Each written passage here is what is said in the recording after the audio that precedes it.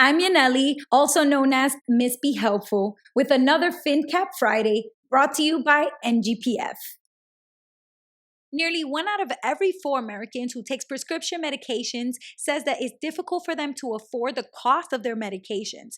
And there are lots of articles that dig into why it costs so much more to buy medications in the US versus in other countries.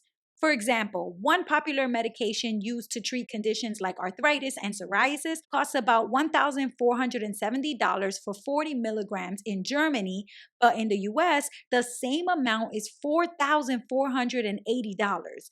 That's over 285% more money for the exact same thing. In other countries, governments assign an agency to meet with pharmaceutical companies and they haggle together and negotiate together until they agree on fair prices for medicine.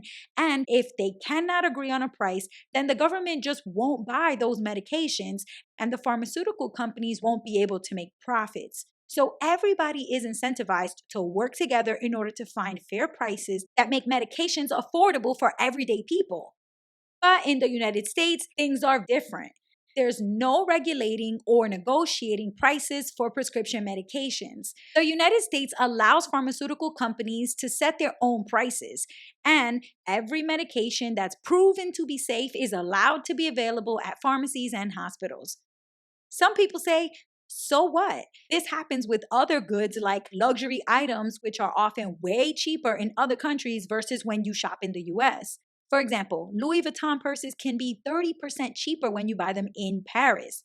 But other people say it's just not the same. We're talking about prescription medication. And this is not just any item you're shopping for. It's medication that can be a matter of life or death for people. If the prices are too high, then life-saving medications will only be affordable for the rich and wealthy. When prescription medications are priced high, then monthly premiums for health insurance can be high too. And copay prices at the pharmacy can also be high, even taxes. Because in the US, there are government programs funded by taxpayers like Medicaid and Medicare. And these programs account for a large majority of the total spending on prescription medications in the US.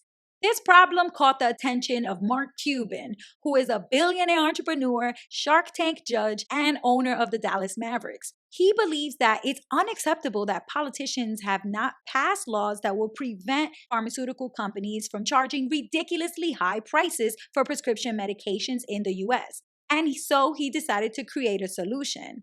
His company, called Cost Plus Drugs, is an online pharmacy that sells prescription medications directly to people like you and me online. And they ship them straight to people's homes just like any other packages. This is convenient and it's also way cheaper. They charge the actual cost of the medication plus a 15% markup, $5 for shipping and $5 for handling. But that's the most a customer will ever pay. In the past, whenever entrepreneurs would try to create similar companies, one of the big pharmacy benefit managers or large health insurance companies would buy them out and eliminate the competition, which means that prices remained high. But Mark Cuban says you don't got to worry about this happening to Cost Plus Drugs because he already has billions and billions of dollars.